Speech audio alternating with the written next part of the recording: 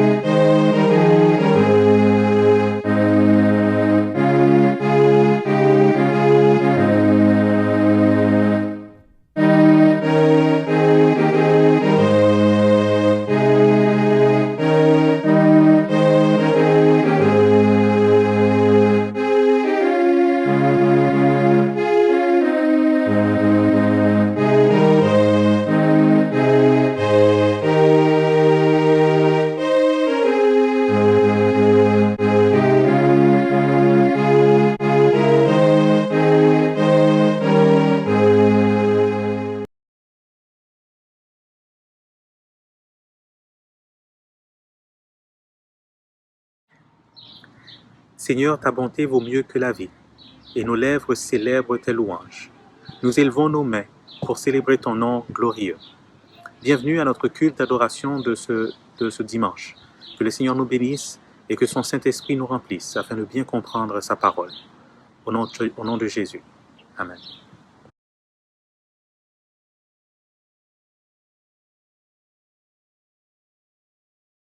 Éphésiens chapitre 3, versets 14 à 21. À cause de cela, je fléchis les genoux devant le Père, duquel tire son nom toute famille dans les cieux et sur la terre, afin qu'il vous donne, selon la richesse de sa gloire, d'être puissamment fortifiés par son esprit dans l'homme intérieur, en sorte que Christ habite dans vos cœurs par la foi, afin qu'étant enracinés et fondés dans l'amour, vous puissiez comprendre avec tous les saints quelle est la largeur, la longueur, la profondeur et la hauteur, et connaître l'amour de Christ, qui surpasse toute connaissance, en sorte que vous soyez remplis jusqu'à toute la plénitude de Dieu. Or, à celui qui peut faire, par la puissance qui agit en nous, infiniment au-delà de tout ce que nous demandons ou pensons, à lui soit la gloire dans l'Église et en Jésus-Christ, dans toutes les générations, au siècle des siècles. Amen.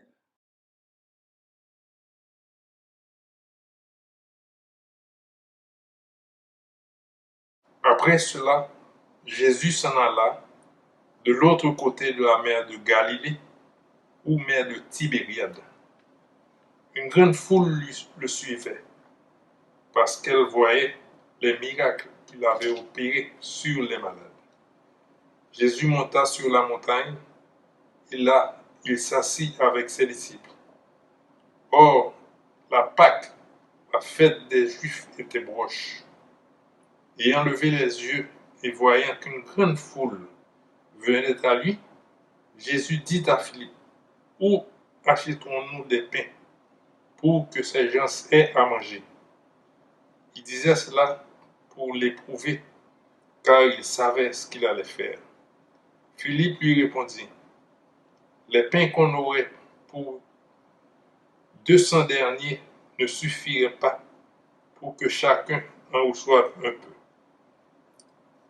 Un de ses disciples, André, frère de Simon-Pierre, lui dit, « Il y a ici un jeune garçon qui a 5 pains d'orge et 2 poissons. Mais qu'est-ce que cela pour tant de gens? » Jésus dit, « Faites-les asseoir. » Il y avait dans ce lieu beaucoup d'herbes. Ils s'assirent donc au nombre d'environ 5000 hommes. Jésus prit les pains, rendit grâce et distribua à ceux qui étaient assis. Il leur donna de même des poissons, autant qu'ils en voulaient. Lorsqu'ils furent rassasiés, il dit à ses disciples, « Ramassez les morceaux qui restent afin que rien ne se perde. » Ils les ramassèrent donc et ils remplirent 12 paniers avec les morceaux qui restaient des 5 pains d'orge après que tous eurent mangé. Ces gens, ayant vu le miracle que Jésus avait fait, disaient, « Celui-ci est vraiment le prophète qui doit venir dans le monde. » Et Jésus, sachant qu'il allait venir l'enlever pour le faire roi, se retira de nouveau sur la montagne lui seul. Quand le soir fut venu, ses disciples descendirent au bord de la mer. Étant montés dans une barque, ils traversaient la mer pour se rendre à Capernaum. Il faisait déjà nuit et Jésus ne les avait pas encore rejoints. Il soufflait un grand vent et la mer était agitée. Après avoir ramé environ 25 ou 30 stades, ils virent Jésus marchant sur la mer et s'approchant de la barque. Et ils eurent peur. Mais Jésus leur dit, « C'est moi, n'ayez pas peur. » Ils voulaient donc le prendre dans la barque et aussitôt la barque aborda au lieu où il allait. Amen.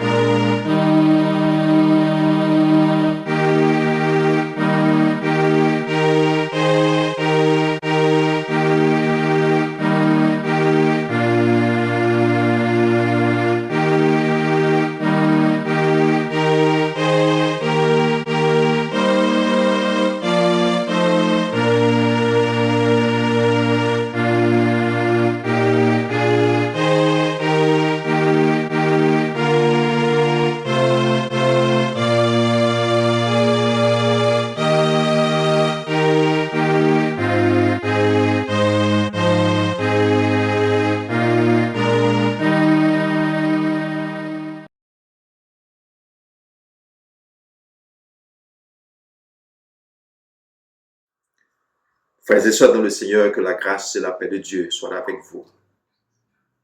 Aujourd'hui, nous allons méditer sur le thème « Par la grâce de Dieu ». Par la grâce de Dieu. Le texte est tiré du livre de Jean au chapitre 6, Jean chapitre 6, le verset 11 et le verset 12. Jésus prit les pains, rendit grâce et les distribua à ceux qui étaient assis. Il leur donna de même des poissons autant qu'ils en voulurent. Lorsqu'ils furent rassasiés, il dit à ses disciples, « Ramassez les morceaux qui restent, afin que rien ne se perde. » L'évangéliste Jean commence le 6e chapitre de son évangile avec un miracle, la multiplication des pains. La Bible nous dit que Jésus nourrit une foule nombreuse à partir de 5 pains et de 2 poissons. Il y a plusieurs points forts qui peuvent faire l'objet de notre méditation aujourd'hui. Mais moi, j'ai choisi de méditer avec vous sur le thème « Par la grâce de Dieu ». Premièrement, la grâce de Dieu, une grâce qui surabonde dans notre incapacité et notre insuffisance, dans nos moments de doute et de difficulté. L'évangéliste Jean nous dit, selon Jean chapitre 6, Jésus monta sur la montagne et là il s'assit avec ses disciples. Or la Pâque était proche, la fête des Juifs. Ayant levé les yeux et voyant qu'une grande foule venait à lui, Jésus dit à Philippe, « Où acheterons-nous des pains pour que ces gens aient à manger ?» Il disait cela pour l'éprouver, car il savait ce qu'il allait faire. Philippe lui répondit, « Les pains qu'on aurait pour 200 deniers ne suffiraient pas pour que chacun en reçût un peu. » Un de ses disciples, André, frère de Simon-Pierre, lui dit, « Il y a ici un jeune garçon qui a 5 pains et 2 poissons. Mais qu'est-ce que cela pour tant de gens? » À travers les réponses de Philippe et André, il y a un sentiment d'incapacité et d'insuffisance. Nous n'avons pas les moyens, nous ne pouvons rien faire. Cette mission est au-dessus de notre capacité et notre possibilité, ont déclaré Philippe et André. En méditant sur ce passage, je pense à la tendance de beaucoup de gens dans tous les secteurs de la vie, au niveau religieux, sur le plan politique, sur le plan social. La tendance de certaines organisations qui répondent toujours face aux besoins de l'humanité avec une attitude négative, pensant toujours à ceux qu'ils n'ont pas, tout en oubliant que la grâce de Dieu abonde dans notre faiblesse, dans notre manquement, dans notre incapacité et notre insuffisance, et change notre situation pour notre bien-être. La grâce surabondante de Dieu est révélée dans son désir éternel de servir les besoins de son peuple en Jésus-Christ. Un Dieu qui, dans sa grâce, se préoccupe toujours des besoins de l'humanité. Un Dieu qui connaît que l'humanité fait face à des situations humaines réelles. Un Dieu qui se donne comme priorité la satisfaction des besoins de l'homme. Dieu le Créateur est à la hauteur de sa tâche. Par sa grâce, il accomplit toujours des grandes choses dans la vie de l'humanité. Le récit de la multiplication des pains nous fait part d'une proportion entre une grande foule et une multitude et une petite quantité de pain pour leur nourriture. La grâce de Dieu est toujours au-dessus de notre compréhension et imagination. Combien de fois que nous nous sommes confrontés par des situations difficiles et que nous nous posons la question, comment allons-nous y en sortir? Par la grâce de Dieu, dans le contexte de la foule qui était en présence de Jésus, Jésus a la situation en main. C'est lui qui va prendre l'initiative. La question, achète-nous des pains pour que ces gens aient à manger, n'était pas une question d'incertitude pour Jésus, mais c'était pour éprouver Philippe. Il savait ce qu'il allait faire. Même en face du plus grand besoin de l'humanité, Jésus, par la grâce de Dieu, par sa puissance et dans son amour, contrôle notre situation. Et ceci chaque jour de notre vie. Cette grâce, mes bien-aimés, est manifestée dans le pain qui est offert à la foule. Selon Jean chapitre 6, nous lisons, Jésus dit, faites-les asseoir. Il y avait dans ce lieu beaucoup d'herbes. Ils s'assirent donc au nombre d'environ 5000 hommes. Jésus prit le pain, rendit grâce et les distribua à ceux qui étaient assis. Il leur donna de même des poissons, autant qu'ils en voulurent. Lorsqu'ils furent rassasiés, il dit à ses disciples, ramassez les morceaux qui restent, afin que rien ne se perde. Cette action de grâce par Jésus-Christ dans le signe de la multiplication des pains rend grâce à Dieu et invite la manifestation de la grâce de Dieu en la faveur de ses enfants. Quand nous rendons grâce à Dieu pour sa puissance et son amour, nous invitons sa grâce surabondante sur nous et sur notre communauté. Quand la grâce de Dieu est en action, cela change notre misère, notre manquement. Cela change les choses petites et insignifiantes en de grandes choses. Dans le psaume 34, le verset 11, nous lisons « Les lionceaux éprouvent la disette et la faim, mais ceux qui cherchent l'Éternel ne sont privés d'aucun bien. » Dieu, dans son amour, dans sa grâce infinie, prend soin toujours de nos besoins physiques, nos besoins corporels, nos besoins matériels. Mais ce signe dans le livre de Jean au chapitre 6, mes chers amis, ce miracle a une plus grande signification pour nous. Ce passage va au-delà de nos besoins matériels. Il va au-delà de nos désirs et nos besoins temporels et immédiats. Ce miracle va au-delà de nos ambitions superficielles. Ce signe révèle une réalité plus profonde que celle que la foule voyait en Jésus. La foule voyait en Jésus une figure politique, un roi qui pourrait servir leurs désirs. Cependant, pour Jésus, c'était une chose plus signifiante. Pour vivre, l'être humain doit manger du pain. Mais pour vivre une vie en communion avec Dieu, l'humanité doit s'alimenter de la nourriture spirituelle. À travers ce signe, l'évangéliste Jean nous permet de découvrir que Jésus a une mission très importante pour l'humanité.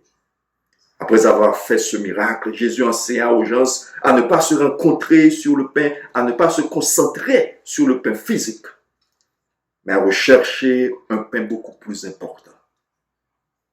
Selon Jean chapitre 6, le verset 27, Jésus dit, « Travaillez non pour la nourriture qui périt, mais pour celle qui subsiste, pour la vie éternelle, et que le Fils de l'homme vous donnera. » Et pendant que la foule pensait du pain qu'elle a reçu en abondance, Jésus déclara, « Je suis le pain de vie. Celui qui vient à moi n'aura jamais faim, et celui qui croit en moi n'aura jamais soif. » Selon Jean 6, verset 35. Jésus a accompli ce signe afin de préparer la foule à reconnaître sa vraie mission comme étant le pain de vie. Le pain matériel qui nourrit le corps est un cadeau de Dieu à l'humanité. Un Dieu d'amour qui prend soin de ses enfants. De même, mes frères et sœurs, par la grâce de Dieu, nous recevons notre nourriture spirituelle dans la communion que nous partageons en Jésus-Christ. Le signe de la multiplication des pains est une réalité matérielle qui nous fait comprendre une réalité spirituelle. L'Église chrétienne, en interprétant ce signe, le lie au sacrement de la Sainte Seine. Un repas avec des éléments matériels, mais d'une signification spirituelle. Un repas à travers lequel la grâce de Dieu est manifestée. Un repas qui nous est rendu possible par la grâce de Dieu en Jésus-Christ, lui qui est le pain de vie. Dans le signe de la multiplication des pains, Jésus a tout fait. Les disciples n'étaient que des observateurs. C'est Jésus qui a pris l'initiative. C'est lui qui a rendu grâce et qui a distribué à la foule, symbolisant que seul Jésus peut nous offrir ce repas spirituel que nous avons tant besoin.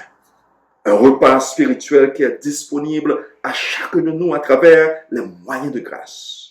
La prière, la lecture de la parole de Dieu, la communion parmi les croyants de la foi chrétienne, à travers les saints sacrements et dans notre communion intime avec Dieu en Jésus-Christ, notre Sauveur. Un repas spirituel qui nous est rendu possible par la grâce de Dieu, notre Père Céleste. Jean, dans son évangile au chapitre 3, le verset 16 dit « Car Dieu a tant aimé le monde qu'il a donné son Fils unique, afin que quiconque croit en lui ne périsse point, mais qu'il ait la vie éternelle. » Mes frères et sœurs en Christ, nous ne lisons pas ces passages bibliques juste pour le plaisir de lire, mais afin que nous puissions les appliquer dans notre vie.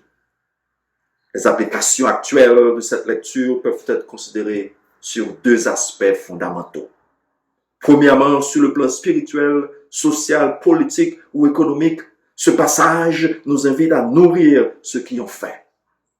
Jésus a ouvert nos yeux à ce que nous pouvons achever surtout au secours de ceux qui sont dans le besoin. Il nous invite à ouvrir nous-mêmes et ce que nous possédons, comme il était le cas de ce jeune garçon qui avait les 5 pains et les 2 poissons dans le partage, la collaboration et l'amour du prochain. Jésus nous invite à rendre possible ce qui est impossible, car par la grâce de Dieu, tout est possible à celui qui croit. Jésus nous invite à affronter les moments les plus effrayants, les plus solitaires et incertains, en ouvrant nos mains et nos cœurs à tous ceux qui nous entourent selon leurs besoins.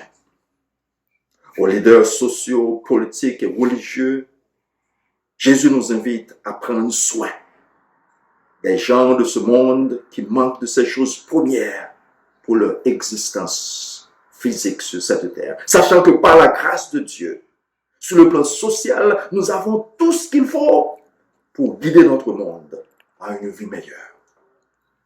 Avec une volonté et une vision motivée par l'amour de Dieu pour l'humanité. Nos ressources sont suffisantes et la tâche est achevable. Sur le plan spirituel, dans l'évangile d'aujourd'hui, au chapitre 6, Jésus nous donne une leçon de foi, un exemple de grand amour. Il nous attire l'attention sur une fin spirituelle qui ne peut être apaisée que par lui et lui seul. Il nous offre le pain de vie. Notre société a besoin de ce pain de vie. Les événements de l'assassinat du président Jovenel Moïse et des incidents malheureux qui se reproduisent à travers le monde traduisent l'état d'une société qui est spirituellement vide. Il manque de pitié, de compassion, d'amour et de pardon. Jésus invite l'Église d'aller chercher et aider les gens de se nourrir de sa parole, comme les gens qui ont été rassasiés grâce au pain et aux poissons. Jésus nous invite à attirer l'attention de nos familles, nos amis, nos collègues, nos voisins sur le besoin de se nourrir spirituellement. Jésus invite chacun de nous à rester en communion avec lui dans la prière, la méditation de la parole, la participation dans les moyens de grâce et la communion fraternelle en Christ. Jésus nous invite à manger chaque jour de ce pain spirituel qu'il nous offre. Mes frères et sœurs dans le Seigneur, notre Dieu est un Dieu de grâce, un Dieu d'amour. Il nous offre du pain pour le corps, du pain pour notre âme, pour notre esprit, pour notre passé, pour notre vie, une vie éternelle avec lui en Christ. Rappelons-nous une fois de plus que Dieu agit gracieusement pour nous et parmi nous, pour notre bien-être et pour le bien-être de l'humanité. Aujourd'hui, je vous invite à rechercher ce pain de vie qui est Jésus lui-même. Car Jésus nous dit, il est le chemin, la vérité et la vie. Celui qui vient à lui n'aura jamais soif. Il n'y aura pas de faim. Car Il est le pain de vie. Que le Seigneur nous bénisse et qu'il nous guide, qu'il nous dirige à vivre selon sa volonté, selon sa grâce, selon son amour. Et que le pain de vie soit notre nourriture spirituelle. Jésus-Christ, sa parole, son exemple, sa vie et le salut qu'il nous offre dès maintenant et à jamais. Amen.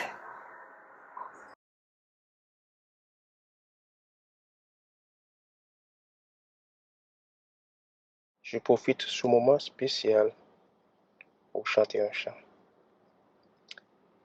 Espère en Dieu quand la nuit sombre voile le ciel et l'horizon. Jamais là-haut ne règne l'ombre, là-haut t'attend une maison. Espère en Dieu quand la tempête contre la neige jette ses flots. Un mauvais cœur déjà s'apprête à commander paix et repos. Espère en Dieu quand la souffrance brisant ton corps trouble ton cœur.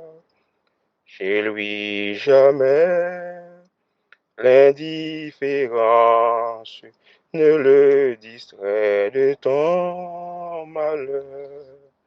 Espère en Dieu quand sonne l'heure d'abandonner les biens d'en bas, quoi au trésor de sa demeure, car son amour t'ouvrit ses bras. Espère en Dieu quand on t'oublie, ou qu'on te raille avec dédain, pour te sauver, jamais ne plie, va plutôt seul sur ton chemin. Espère en Dieu quand ton pied glisse sous les efforts du tentateur. Saisis la main libératrice qui te rendra toujours vainqueur. Espère en Dieu quand ton pied glisse sous les efforts du tentateur. Saisis la main libératrice qui te rendra toujours vainqueur.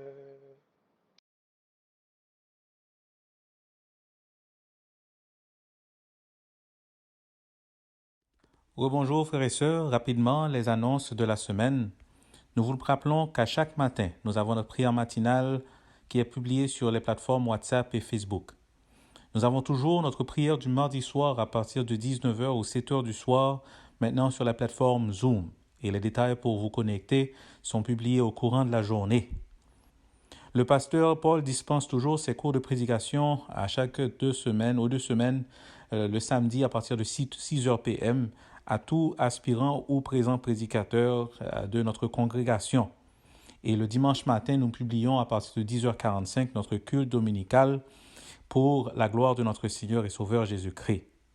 Annonce spéciale, on veut continuer à souhaiter un bon anniversaire à tous ceux qui ont fêté pendant la fin de cette semaine et qui vont fêter pendant le début de cette semaine qui arrive. Que le Seigneur vous garde, vous bénisse et vous protège selon vos besoins. On rappelle à tous ceux et celles qui veulent effectuer des dons ou encore faire parvenir leur dîme à l'Église qu'ils peuvent le faire à travers notre site internet www.égliseméthodiste.com et ça c'est par carte de crédit ou encore ils peuvent nous faire aussi un virement Interac à l'adresse emem20207@yahoo.com ou encore emem20207@yahoo.com.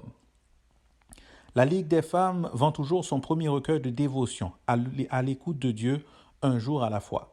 À l'écoute de Dieu, un jour à la fois. Vous pouvez vous le procurer sur le site des éditions Aurore au coût de $10, ou vous pouvez contacter directement la sœur Marilyn Kernizan ou notre sœur Ludmilla Saint-Louis. C'est tout. Bonne semaine.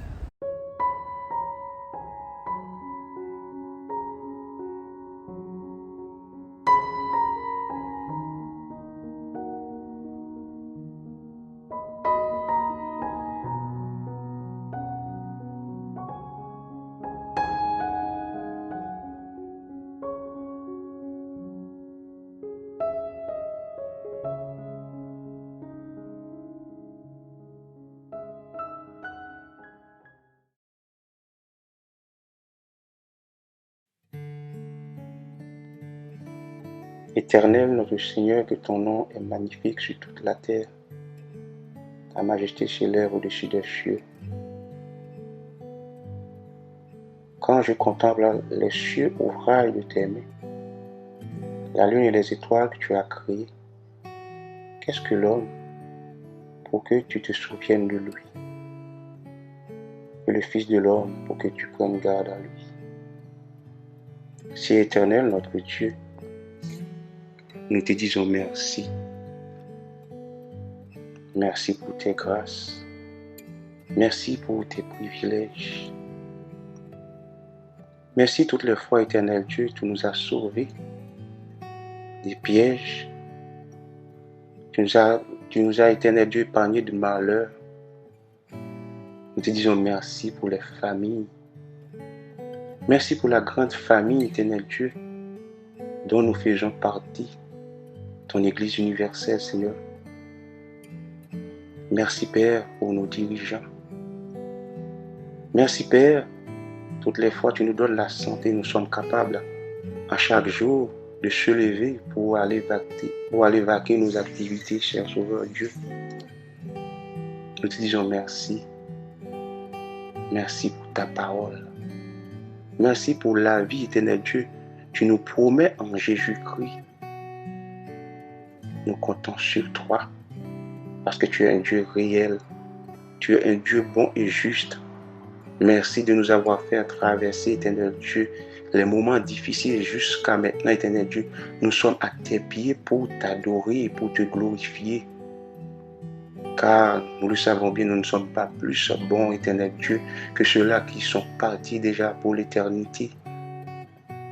Mais tu nous préserves la vie. Nous te remercions. Nous te demandons, Père, de nous protéger. Nous te prions, cher Sauveur Dieu, pour ceux-là qui sont en difficulté. Nous te prions, Éternel Dieu, pour notre pays, Éternel Dieu, Haïti qui traverse, Éternel Dieu, un moment difficile. Car je sais, tu es un Dieu d'amour, tu es un Dieu réel, tu peux tout faire. Tu es capable. Car 1000 ans, Éternel Dieu, est un jour pour toi. Nous comptons sur toi. Nous te prions, Éternel Dieu, pour notre famille, ici au Canada. Nous te prions, Éternel Dieu, pour nos enfants. Protège-les pour nous, cher Sauveur Dieu. Garde-nous par ton amour. Nous te demandons de permettre, Éternel Dieu, que nous restions, Éternel Dieu, dans la fraternité. Aide-nous, Père. Nous te prions. Au nom de Jésus-Christ. Notre Père qui est aux cieux, que ton nom soit sanctifié, que ton règne vienne, que ta volonté soit faite sur la terre comme au ciel. Donne-nous aujourd'hui notre pain de ce jour. Pardonne-nous nos offenses comme nous pardonnons aussi à ceux qui nous ont offensés. Et ne nous induis pas à la tentation, mais Seigneur, délivre-nous du mal, car c'est à toi qu'appartiennent le règne, la puissance au siècle des siècles.